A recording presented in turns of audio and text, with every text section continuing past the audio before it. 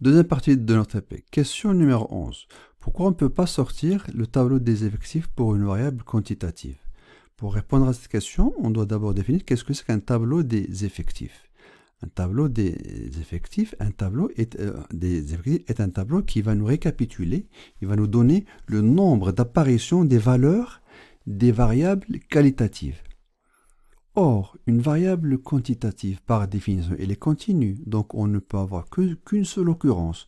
Donc, si on sort des statistiques, des tableaux des effectifs pour une variable quantitative, on aura un grand tableau avec des effectifs de 1. Chaque valeur de la variable quantitative est unique, donc on n'aura qu'une seule occurrence. Bon, voilà. Donc, générer les statistiques descriptives pour les variables de pluviométrie. Attention, ne pas sortir le tableau des effectifs, parce que ce sont des variables pluviométrie, ce sont des variables quantitatives. Donc on ne va pas pouvoir sortir enfin, on va pouvoir les sortir, mais ils n'ont pas de sens.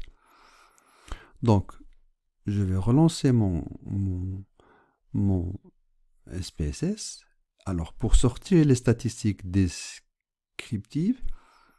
analyse, le menu analyse, statistiques descriptives, effectifs, et je vais introduire, ils sont déjà introduits, je vais les supprimer pour les introduire devant vous. Alors, janvier, février, mars, avril, mai, juin, juillet, août, septembre, octobre, novembre, décembre, tout ça, toutes ces variables, je vais les introduire. Hop, et je vais les introduire parce que on a dit que SPSS, il a la philosophie de lister à gauche la liste des variables qui sont disponibles et à droite la liste des variables sur lesquelles je vais travailler. D'accord? Donc moi je vais travailler sur les variables de pluviométrie, c'est-à-dire janvier pluve, etc. Jusqu'à décembre pluve. Statistique, qu'est-ce que je vais calculer? Alors, je vais calculer la moyenne, la médiane, le mode, la somme, l'écart-type, la variance, l'étendue, le minimum, le maximum, skewness, kurtosis. Tout ça, on peut le calculer d'un seul coup. SPSS, il est fort en calcul, d'accord? Donc, je vais choisir tout cela et je fais pour poursuivre. Donc, qu'est-ce que je fais? Récapitulons. Je vais supprimer tout ça et je vais le refaire devant vous. OK? Donc ça, c'est la liste des variables disponibles à étudier. Donc je vais introduire janvier, février, mars, etc. jusqu'à décembre. La liste des variables que je veux étudier. On m'a dit la liste des variables de pluviométrie. Donc il y en a pluviométrie. Qu'est-ce que je vais calculer comme grandeur statistique? Je clique sur statistique et je vais choisir. J'ai choisi la médiane, la moyenne, le mode, la somme, etc. Le skewness, kurtosis, c'est les caractéristiques de dispersion et les fractiles. OK? Et je poursuis. Donc, la liste de mes variables disponibles, la liste des variables sur lesquelles je vais calculer appliquer mon calcul, et je choisis ce que je veux. On va avoir un diagramme par la suite. OK? Et je décoche celle-là. Je décoche cette case parce que je traite maintenant des variables quantitatives, donc il n'y a pas lieu de sortir des tableaux des effectifs. OK? Je lance le calcul. OK, vous allez voir, le calcul, il se fait automatiquement, rapidement. Voilà. Donc, le calcul, il se fait et le résultat, il est affiché où? Il est affiché dans la fenêtre de résultats. Je ne cesse de le répéter, SPSS, il a la philosophie de séparation des données et des résultats. Donc, la fenêtre des données, elle est là, elle est intacte, il ne l'a pas touchée, et il sort le résultat dans la fenêtre des résultats. Voilà. Alors, allons étudier ces résultats.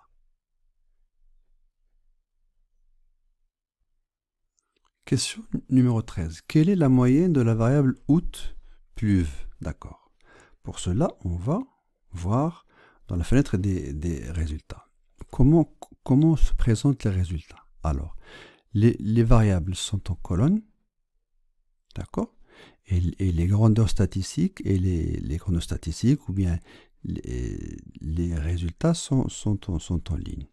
Voyons voir. La variable janvier pluve, voilà les caractéristiques. Voilà les caractéristiques que m'a sorti SPSS, d'accord? Donc je vais voir les caractéristiques. N, ça veut dire quoi? Ça veut dire que c'est le nombre d'observations qu'il a traitées pour calculer toutes mes grandeurs statistiques. Alors ici, il a utilisé 34 observations. Pour février pluve, il a 34 observations. Pour mars, 34 observations, etc. Bon, ici, c'est un cas d'école, donc il y a toutes les observations sont pleines. Par contre, on peut parfois trouver des cases vides. Par exemple, 2 ou 3 observations n'ont pas enfin deux observations n'indiquent pas la valeur de la variable mars pluve, donc on aura peut-être ici 32, 33, 31, d'accord? Alors, moyenne. Janvier pluve, la moyenne de la variable janvier pluve est de 65,50. La moyenne de la variable février pluve est de 60,41. Donc la moyenne, c'est cette ligne-là. La moyenne de la variable mars pluve, elle est de 56,24. La moyenne de avril pluve, de 52,53, etc. La médiane, c'est la deuxième ligne. Enfin d'abord, cette ligne ou bien ces grandeurs dépendent de ce que j'ai choisi, de ce que j'ai coché dans ma fenêtre de statistique. D'accord? Donc, médiane, je l'ai coché, et elle apparaît ici. La médiane pour la variable janvier pluve est de 62,50.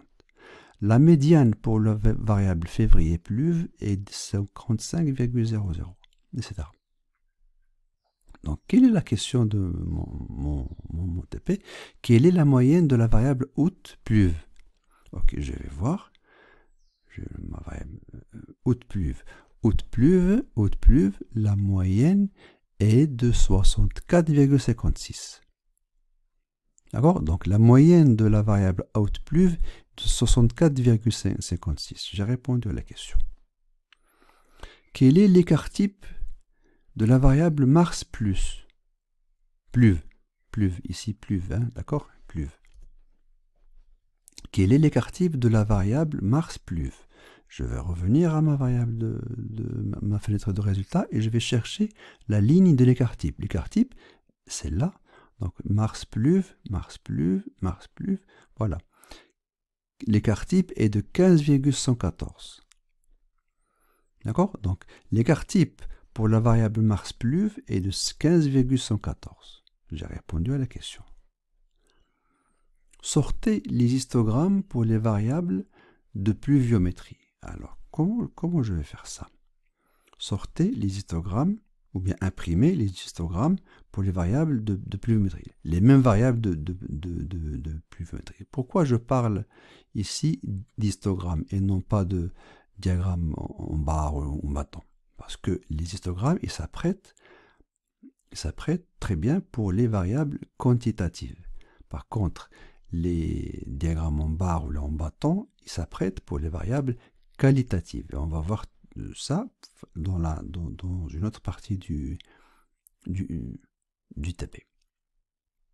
Alors, sortez les histogrammes pour les variables de pluviométrie. Revenons à notre fenêtre de résultats. Non, à notre fenêtre de données. D'accord? Alors, la même chose. Analyse, statistique descriptive, effectif. Et je vais cliquer maintenant sur diagramme. Diagramme, qu'est-ce que je vais choisir? Je vais savoir, et on m'a dit histogramme. Alors je clique sur histogramme Et si je veux afficher la courbe gaussienne, je coche afficher la courbe gaussienne et c'est le tour joué. Donc, je choisis histogramme. Pourquoi? Parce que toutes ces variables-là sont des variables quantitatives, ce sont des variables échelle. Donc, je ne peux pas sortir un diagramme au bâton ou un diagramme au secteur, je peux sortir un diagramme, un des histogrammes.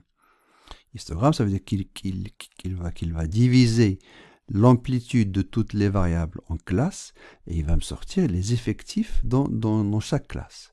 D'accord? Alors, histogramme, poursuivre, OK, OK. Et bien sûr, le résultat, il est affiché dans la fenêtre des résultats. Regardons, voyons voir notre résultat. Alors, histogramme pour la variable janvier pluve, avec indication ici moyenne, écart type et le nombre d'observations qu'il a traitées. L'histogramme pour la février, avec la moyenne, l'écart type et le nombre d'observations, etc. D'accord? Donc, et là j'ai une arborescence de mon résultat. Je clique sur mes pluves, il me donne le diagramme, l'histogramme de mes pluves, etc. D'accord? Donc là, j'ai sorti les tableaux des diagrammes, des histogrammes pour mes variables. C'est très simple.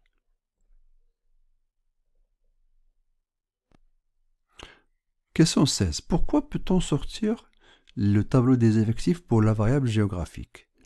Voyons voir la variable géographie. C'est quel type de variable? C'est une variable chaîne de type de mesure nominale. Et en plus, on avait dit que la variable géographie est une variable qui va contenir quatre valeurs possibles.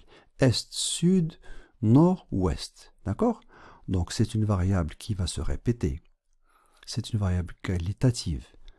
Elle n'est pas ordinale, elle est qualitative. Donc je peux sortir le tableau des effectifs. Comment on peut sortir des tableaux des effectifs? C'est la question numéro 17. Sortez le tableau des effectifs pour la variable géographie. Donc voilà, donc je vais analyse, statistique descriptive, effectif.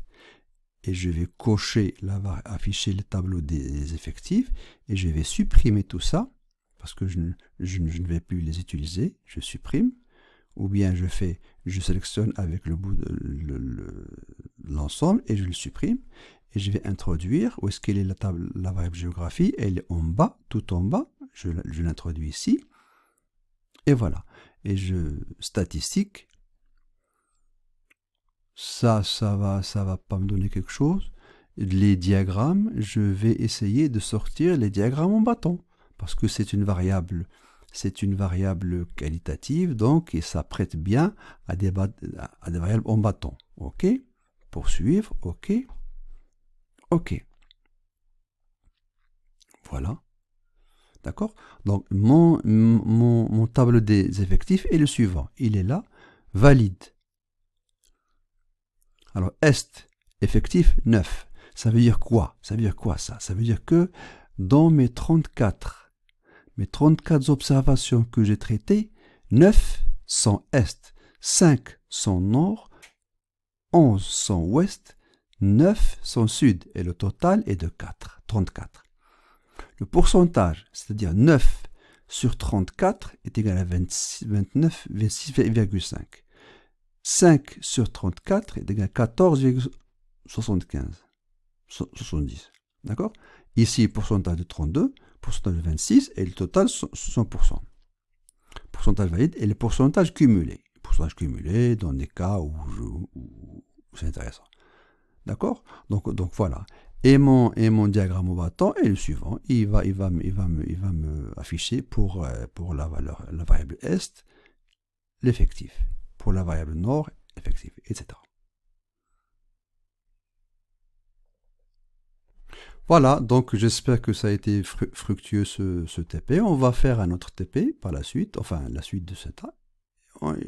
Restez en ligne.